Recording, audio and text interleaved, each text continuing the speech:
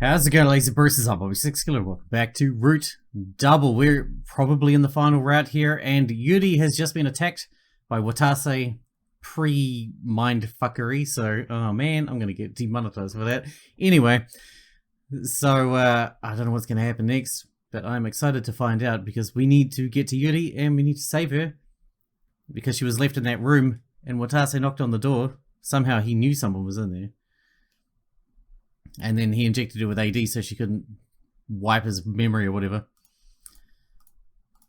Yuuri was woken up by a strange sound and an extreme heat.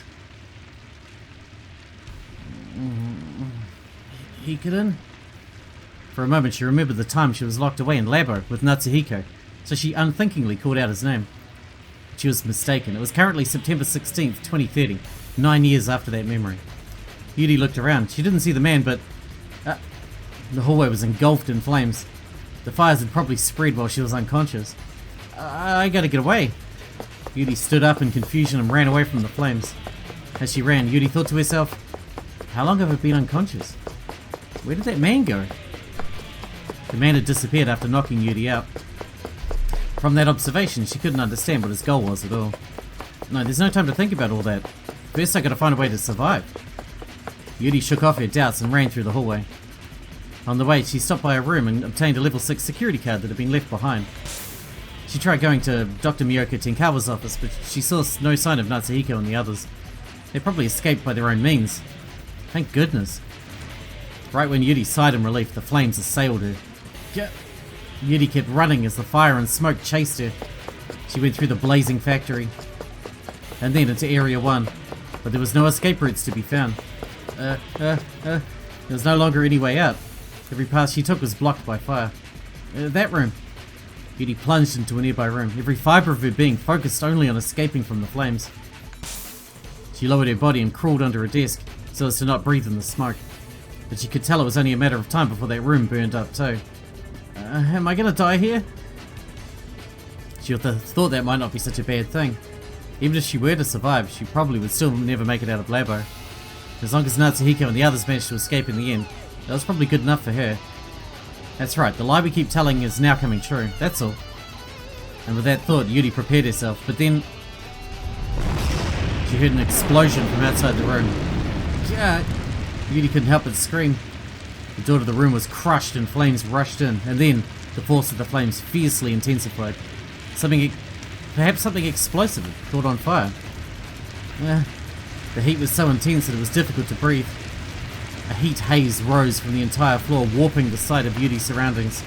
As she watched the haze, all of the preparation Yuuri had made to accept her death turned into fear. No, I don't want to die. I don't want to die. She kept screaming in solitude. The fear of actual impending death blew away what little resolve to die Yuuri thought she had. A heat wave blew through like a windstorm. Smoke filled the room. Yuuri coughed violently. Her eyes watered. But then she heard voices from somewhere in the distance. Get a hose ready. Roger. They were female voices. Whoa, out of the way, Captain. Commence water release. Roger, here it comes. Judging by their conversation, they seem to be firefighters or something. When Yuuri lifted her head, she heard the sound of water coming from the other side of the crushed door. They were extinguishing the fire outside. This is when we found Yuuri when we were playing as Watase the first time. That's why she freaked out when she saw us. The violent heat wave rapidly died down. There's no doubt about it. They're firefighters. Someone? Help me. She heard a voice in response.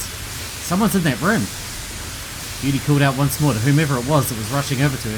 Someone, help me. And finally, the owner of the footsteps came running into the room. Are you okay? Yuuri desperately reached out her hand, but as soon as she made eye contact with the owner of the voice, Yuuri gasped in shock. Standing there was the man who had just attacked her earlier. Why? Why did he come to save me? She was thoroughly confused and understood nothing of the situation. The man's face stiffened too for some reason and he froze in place. Meanwhile, the fires drew closer to Yuuri.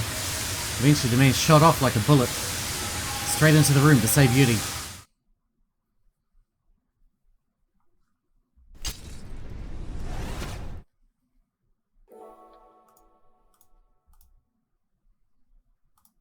Natsuhiko returned to reality.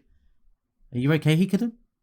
Natsuhiko heard Yuri's voice, but his vision was still blurry, for in his eyes were tears. Yuri, I'm sorry for deceiving you all this time. Yuri said the same words she did back then. Please don't say you've deceived me. Natsuhiko had been free for 9 years in exchange for Yuri's confinement. It was an unbearable truth for him.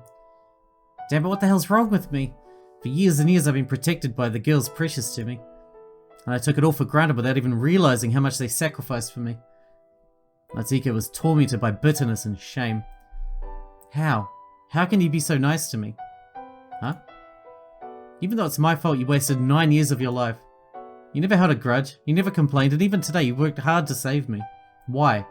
How can you go so far to do that for someone like me? Why can't you put more value in yourself? Yuri calmly answered. Hikaru, you see, I thought I'd be trapped in here for my entire life.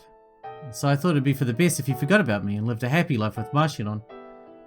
That's what I believed, that's really all there is to it.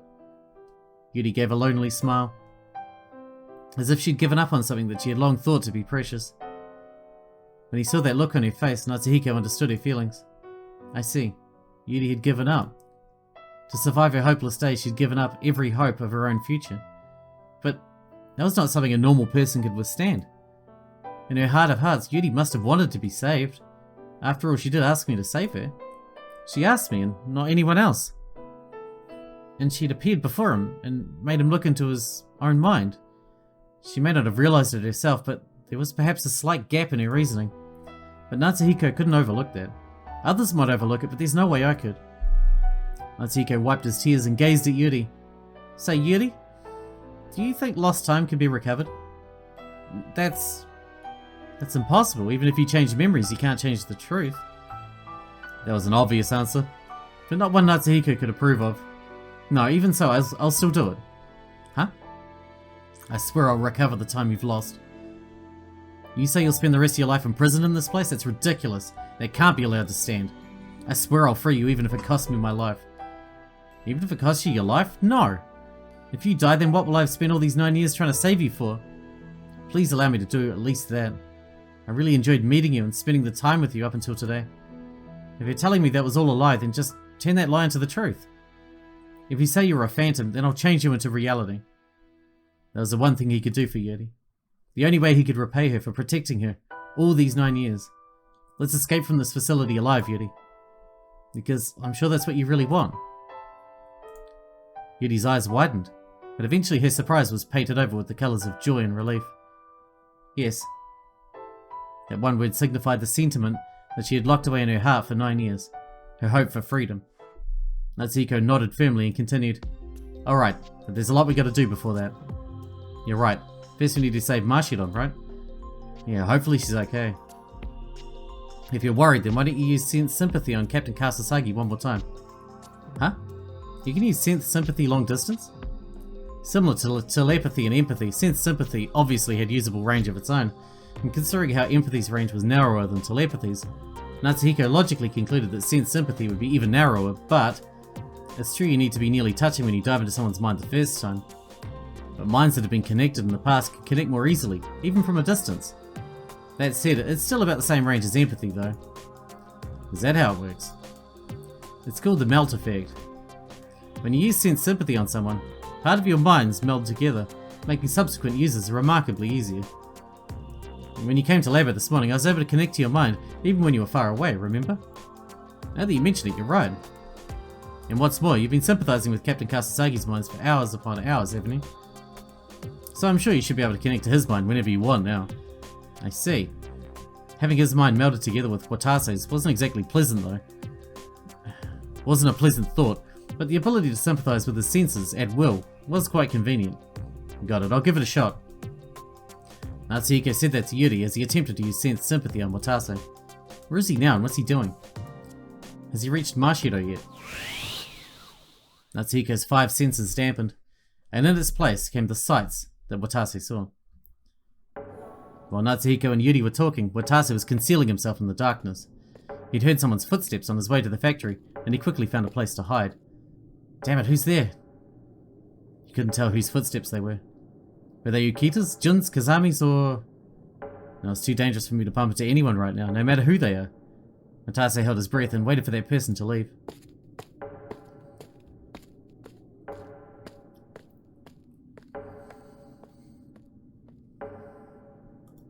It didn't take long before the footsteps grew fainter and fainter, then disappeared completely.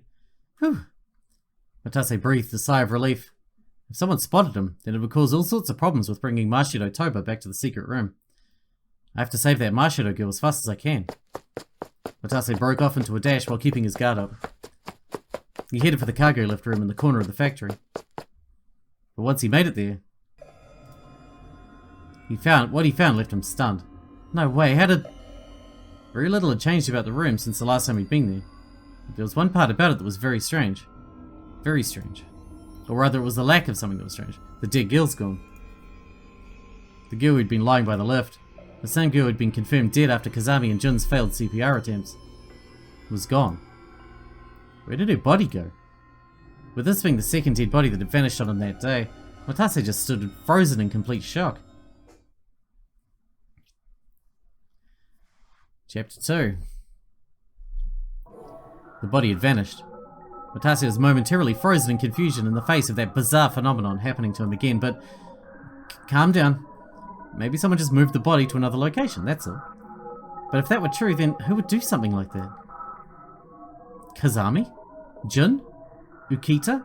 Or... No amount of thinking could bring Watase to the truth. No, now's not the time for this.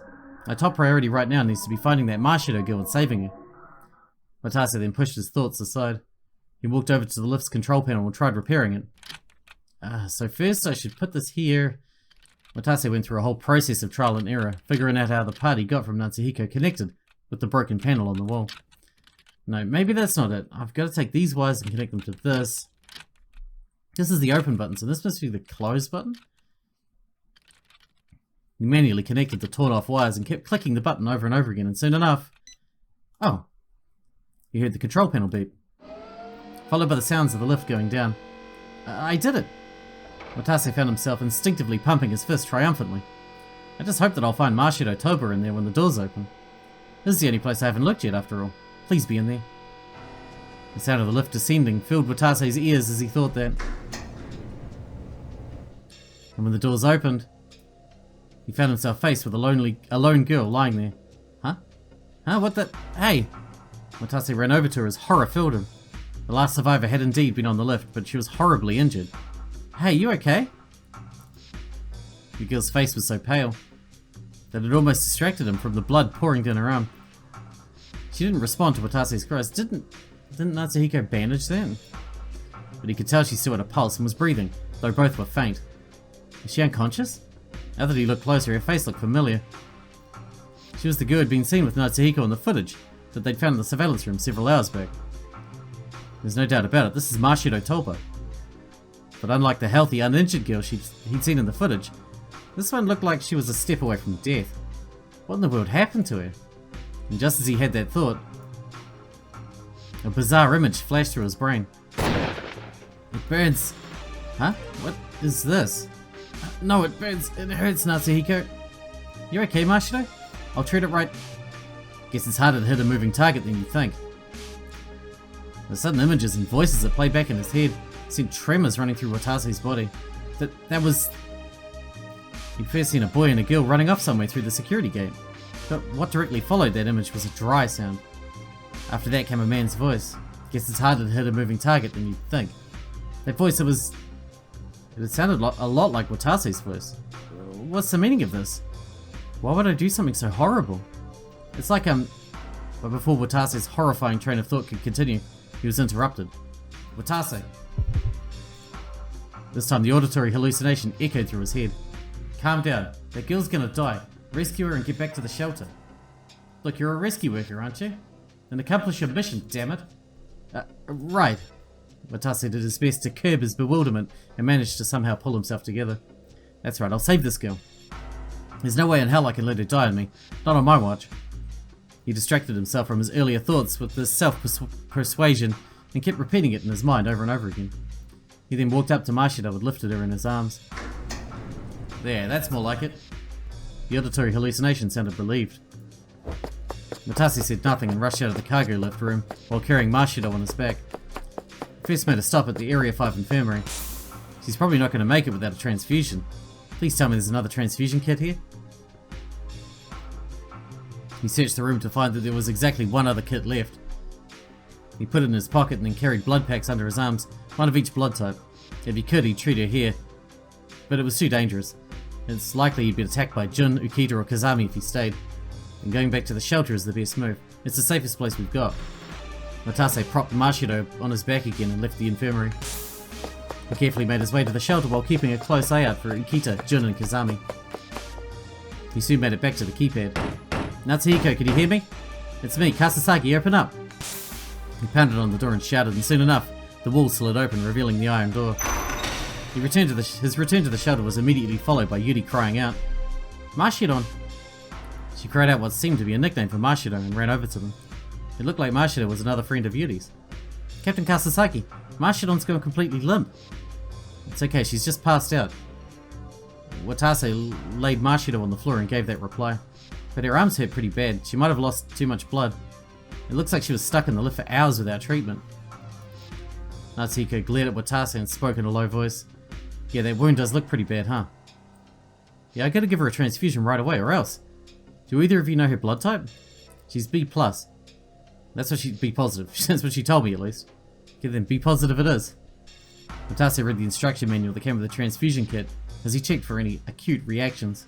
Then he managed to start giving Mashido the transfusion. Whew. Guess she's okay for now. Watase sighed. Natsuhiko then called out to him in a restrained voice. Like hell she's okay. Huh? Look at how badly hurt she is. How the hell can you call that okay? How do you plan on taking responsibility if something happens to her? Watase was confused by Natsuhiko's abrupt outburst. Is he mad that I took my time setting up the transfusion?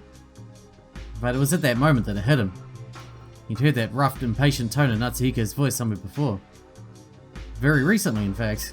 It was much like the tone of the auditory hallucination. A flash like lightning zapped through Watase's head when the thought hit him. Huh? Hold on, didn't Teach say... Wait, don't tell me. Watase felt shivers down his spine. But he kept that nagging suspicion locked away for the time being and apologized to Natsuhiko. I'm sorry, I should have been taking this more seriously. No, it's okay. But her wounds don't look as serious as yours. I can't say this for certain, but I think she'll be fine if you keep her hooked up to the kit. Right. Natsuhiko clearly wasn't fully placated, but he backed down. Once he confirmed that, Watase then quietly voiced the revelation that had just hit him. By the way, can I ask you something, Natsuhiko? Huh? Well, the thing is, I already talked about this with Yuuri, but I've been hearing this auditory hallucination from time to time ever since I woke up in this facility. But the impression I got from it is very similar to the impression I get of you whenever you talk. Well, it's not something I can really explain with words. What are you implying? Well, it's about this thing Teach told me. You guys can use telepathy, can't you? Was the auditory hallucination I've been hearing this whole time just you using telepathy? Watase told his suspicions to Natsuhiko in one quick swoop. A mysterious fear welled up within him as he did so. But Natsuhiko shook his head with a straight face. You think I was sending you telepathy? Of course not. Not a chance. I mean, I was out cold in Area N the whole time, right? Well, yeah, that's true, but... Besides, why would I ever do that in the first place? I don't know what's causing your auditory hallucinations, but I know they have nothing to do with me. I see. Deep down he didn't fully believe Natsuhiko, but he had no choice but to back off. If he kept pressing Natsuhiko on this, he'd think he was a nut. Sorry for making things weird with that dumb question. Let's change the topic. Yes, I think that would be for the best. I was going to talk to you about what our next course of action should be. Natsuhiko interrupted before Watase could finish. Could you bring Salyu here? There's a possibility she's still lying unconscious at the bottom of those stairs Mrs. Tachibana threw her down. Salyu? Oh, well, I don't mind, but... You see, the thing is, that girl literally wants to kill me. He couldn't let Natsuhiko know why that was. He still didn't want to believe what she'd said back at the bulkhead. So she might go crazy on me if I try to get her. There's a good chance she's still out cold, and besides, she'll calm down if you bring her to me. She's my friend. I'm sure you won't attack her she won't attack you if I tell her not to. Is that right? To be honest, he still felt rather reluctant to do so, but he felt awkward about leaving Salyu the way she was. Captain Kasasagi, I'd really appreciate it, so please bring Salyu back here safely. Okay, leave it to me. Watase put on a brave face and left the shelter. Even after Watase had left the shelter, Natsuhiko glared at the shut door for a while. Yuuri accosted him. "Hikarin, why'd you talk like that to Captain Kasasagi?" "I'm sorry, I lost my temper. When I saw how badly injured Mashido was, I just couldn't forgive Watase for it." Huh? So Mashidon's injuries really were because of Captain Kasasagi? Yeah, Watase shot her before he lost his memories. Natsuhiko gave Yuuri a summary of the events that led him up to here. After Yuuri erased the Phantom, Watase caught up to Mashido and Natsuhiko and shot them. At the end of that struggle, Natsuhiko passed out in Area N. Afterwards, he saw the 6-hour escape drama through Watase's 5 senses. Once Yuuri had heard the entire story, she spoke painfully. "So that's what happened." "Yeah, so I know the current amnesiac Watase is almost like a completely different person from the pre-amnesiac Watase, but I really still can't find it in me to forgive him." It tore his heart apart to look at Mashido's pale face as she lay on the ground. It seemed that Mashido had used up the last remaining bit of strength to send that final telepathy. She'd probably passed out as soon as she finished communicating with Natsuhiko. "Please be okay. Please wake up." "Yes." Natsuhiko and Yuuri held Mashido's hands and prayed, but they couldn't spend all their time praying. Natsuhiko was worried about Mashido, but there were many things that needed to be confirmed if he wanted to escape outside with her. "Hey, Yuuri. Mashido and I know next to nothing about LABO. We don't know the true meaning behind what happened here today. But Yuuri, you've been here in LABO, so do you know anything about what's going on?" When he saw Yuri's memories, he learned that LABO was a BC research facility, but there were still many mysteries left unsolved. What was that thing in Area N, that WX particle amplifier? If there's no nuclear reactor, what's spreading throughout the facility? What's the phenomenon that they've been calling a meltdown? What does the Procyon really measure? Exactly what kind of drug is AD actually? I've come up with several questions, but do you know any of the answers, Yuuri? Yuuri softly nodded. "Yes, I know everything. I've learned all sorts of things through my 9-year stay at LABO, including truths that have been withheld from society and things I would rather not have known. Once you know the truth, there might be no going back, okay? Are you still sure you want to know?" "Fine by me. Tell me, Yuuri. Tell me exactly what's going on here." Yuuri quietly began to answer Natsuhiko's question. "I'll take it all one thing at a time, okay? First, I'll tell you exactly what a WX particle is. But before I get into that, you do know what BC particles are, right, Hikarin?" "Huh? Yeah." Now that she mentioned it, he remembered that he learned from a class they had earlier. The BC particle, that's the general term for the elementary particle related to the use of BC. They're elementary particles that are moulded and transmitted by the brain activity of all living animals and thus humans. First of all, these BC particles I've mentioned fill our surroundings and have the capability to move through all matter, which of course includes your skulls and your brains within. Also, brain activity itself is thought information which is generated by the brain's electrical signals. This thought information is transmittable to the outside world. "I know, but what about them?" It was right after he said those words that Natsuhiko picked up on Yuri's implication. LABO was a BC research facility, so for her to bring up BC particles meant WX particles are a type of BC particle. The amount of information, that is to say the amount of energy transmitted by BC particles, normally increases when a communicator uses BC, but the WX particle amplifier can mechanically amplify that energy even in the absence of a communicator. The BC particles are put into a state of blank information, but extremely high energy, which gives them distinct properties. In this state they're called WX stream particles, or WX particles for short. Now that she mentioned it, Natsuhiko's mother did talk about something like that in Yuri's memories. She said that BC particles written with information were called M particles. Particles not written with information were called W particles. From what Natsuhiko could surmise, it appeared that WX particles would derive from W particles. When you say they have distinct properties, what exactly do you mean? First of all, in conditions where WX particles are spread about, the efficiency of BC usage rapidly increases. For example, they amplify the weakest of telepathy to strong telepathy. They also allow BC to be used continuously for an extended amount of time. For example, Hikarin, even though today was the first time you used sense sympathy, you were able to remain connected to Captain Kasasagi for over 6 hours, right? As she mentioned, it was quite an amazing feat for him to have pulled off, especially considering how it took Yuuri an entire month of training as a child to obtain the same ability.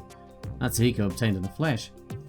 Natsuhiko's BC did indeed advance rapidly, but apparently he had at least some backing from those WX particles. LABO used the WX particle amplifier to conduct various research and development relating to BC abilities, but you see it's difficult to use that machine. Machine operation and energy management must be controlled via a supercomputer. But today they lost control of it. The WX particle amplifier went haywire. Haywire? Yuuri quietly nodded.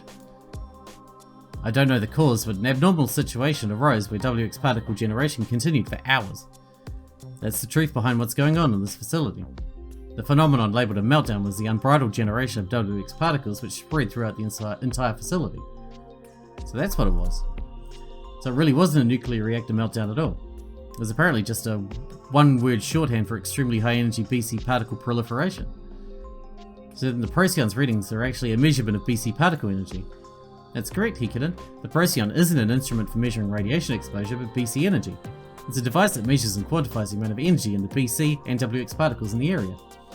Incidentally, MSV doesn't stand for millisieverts.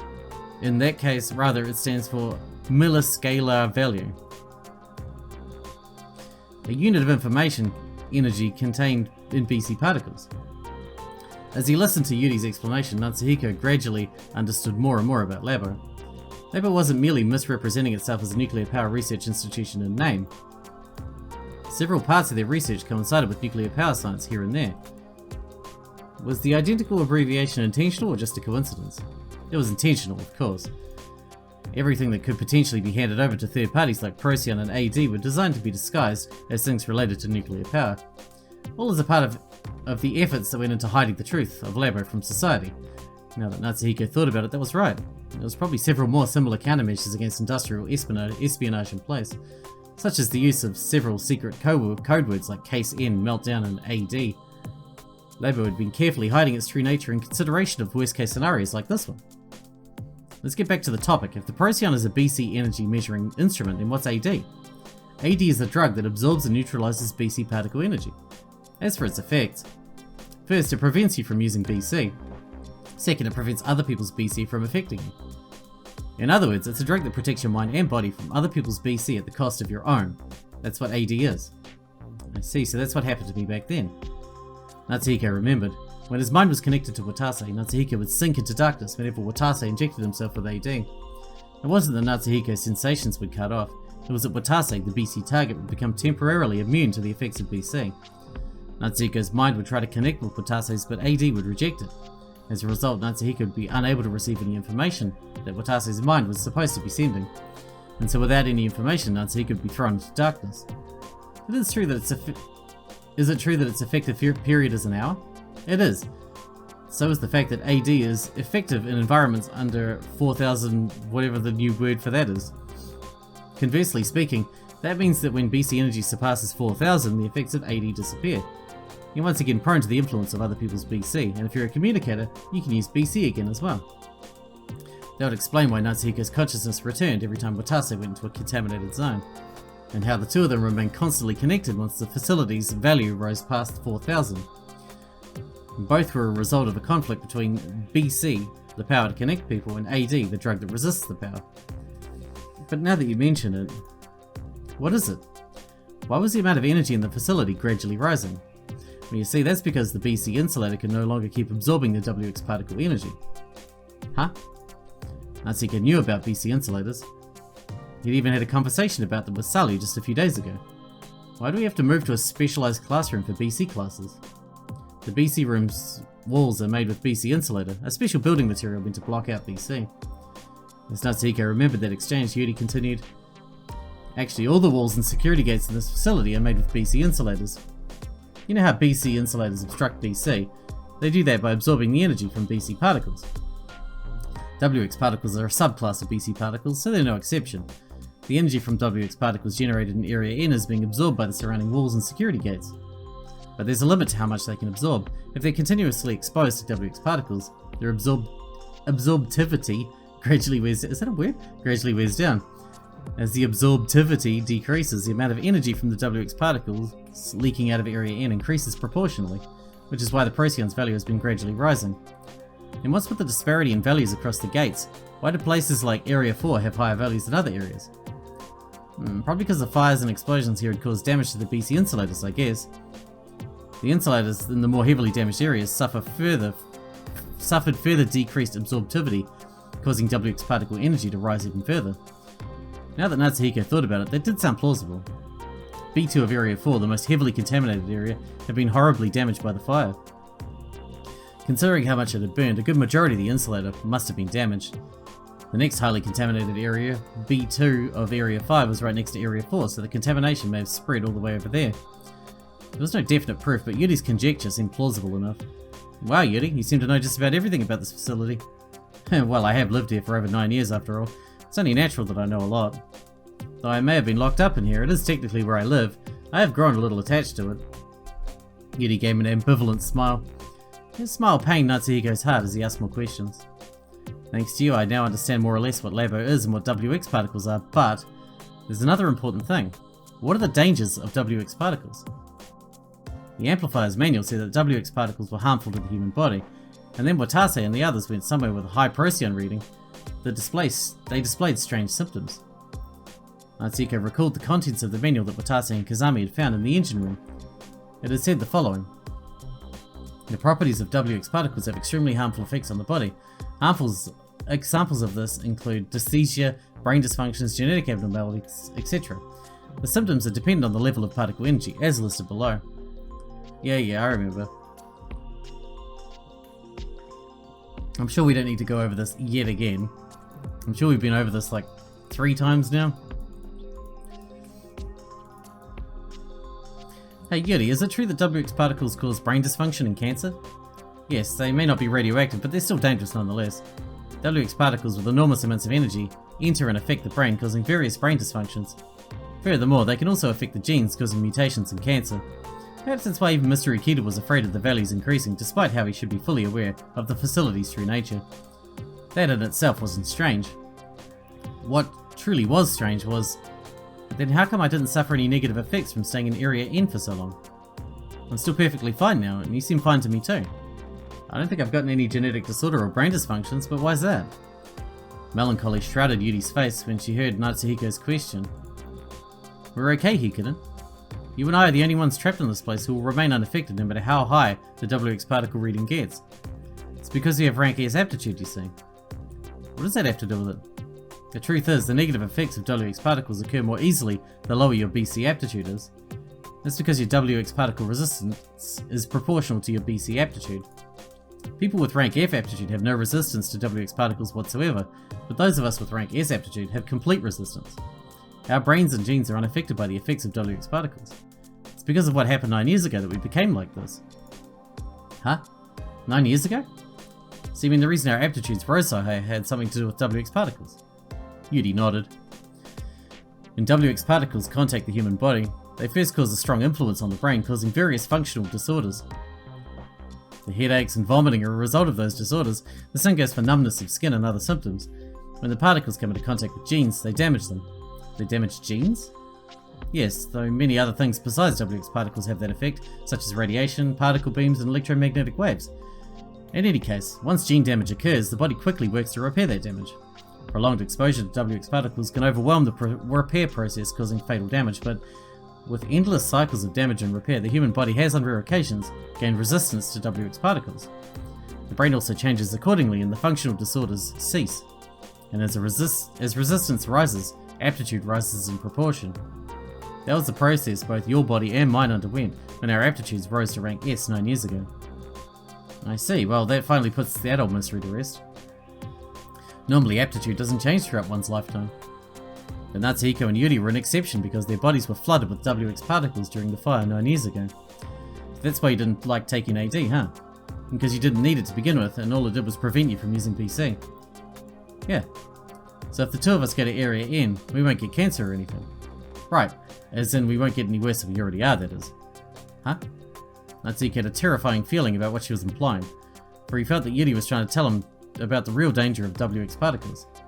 Any worse than what we already are? What do you mean? Think carefully about what I just said, okay? Having high aptitude means your genes have changed so that you can withstand an environment that normal people cannot. Your genes have gone through endless cycles of damage and repair, bringing them further and further away from their original form. So in other words, stay calm and listen closely, Hikiden. You and I are already considerable genetic abnormalities. You may go so far as to say that all communicators in general are the result of genetic abnormalities. What determines whether or not someone is a communicator is their IGF2R gene. The gene relates to the structure of the brain. Normally there are 9 types of IGF2R genes numbered 1 through 9, but on rare occasions people are born with a mutant variant form of that gene. And those are the communicators? Yeah. The tone of Yuuri's voice gradually grew dispirited. There are 6 degrees of IGF2R gene abnormalities. Depending on the extent of variation, IGF2R genes can also be ranked from type E to type S. As I've explained before, aptitude and resistance are directly proportional, but basically both things just point to how those IGF2R genes are mutated variants. That's the truth behind aptitude. IGF2R gene type E corresponds with a rank E aptitude, type D with rank D all the way up to type S with rank S. And the higher one's aptitude, the more severe one's mutation. And the shorter that communicator's lifespan becomes. A chill ran down Natsuhiko's spine, and yet Yuuri kept painfully speaking the harsh truth. Communicators were extremely prone to cancer. Same goes for all sorts of neurological diseases. Though they may not show it when they're young, as communicators age, their likelihood of death rapidly increases. So now do you understand what I meant when I said that we wouldn't get any worse? We were already burdened with a premature death sentence 9 years ago. It's only been 16 years since the Grand Communicator discovery. That's why most people in the world have yet to realise this fact.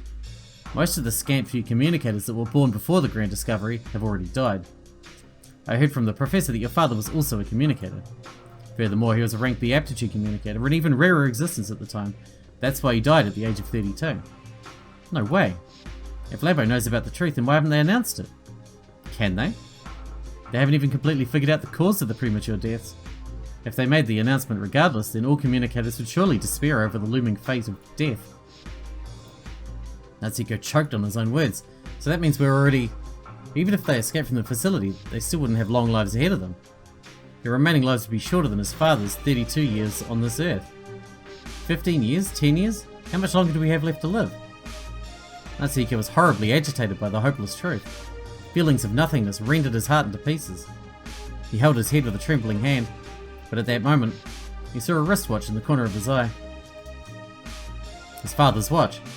When his mother gave this watch to Natsuhiko, she may have already known about his fate as a communicator. Dr. Tenkawa cried back then, despite rarely ever crying. Natsuhiko felt like that was perhaps the most telling sign of her emotions. But even so, Dad told me to be strong. He told me to become a man that could protect and support others. His father's final message from that faraway day rekindled in Natsuhiko's mind. Natsuhiko took his crushed spirit and forced it back on its feet. He then looked at Yuuri and spoke. Yuuri, it's been tough bearing the knowledge of this truth all by yourself, hasn't it? Huh? Hikarin, it's not tough for you? Sure, it's a shock. To know that you and Mashido might die premature deaths, it's a lot tougher than knowing about my own death. But so what? I can't just give up on life here and now because of that, you know? It doesn't matter if our remaining life is long or short. Let's just live it all we can. You think so too, don't you, Yuuri? That's why you asked me to save you, wasn't it? Yes. The anxiety on Yuri's face finally brightened up. Natsuhiko breathed a mental sigh of relief and then spoke up in a firm voice. Then to do that, we need to do something about all these unsolved mysteries. What do you mean by unsolved mysteries? First, the bulkheads. Why have the bulkheads remained locked down? Since there's no radioactive material, it wouldn't spread outside even if the bulkhead's open, right? Honestly, I'm not quite sure about that myself, but I think it's probably to prevent the test subjects from escaping. Huh? It would be a huge incident if a test subject took advantage of a fire and escaped from LABO, right?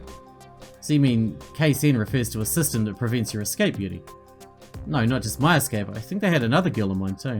The one that got shot next to the cargo lift. Another one? Yuuri proceeded to answer Natsuhiko's question without the slightest hesitation. But first, we need to wrap this episode up because we're out of time for today. It looks like there's a lot of splaining to do, so we might have to leave the rest of the splaining to the next episode. I am very curious about who that girl was though. I need to know more. I assume she is another rank S aptitude person that they've kidnapped and kept locked up. Maybe she even appeared there dead because she was entering other people's minds to make them think certain things as well. Because obviously, if she's rank S, she also has the power to do the same things that Yuuri and Natsuhiko can do, so maybe she is still alive, who knows. Hope you guys enjoyed it, thanks for watching, thanks for hanging out with me, and I'll see you in the next one.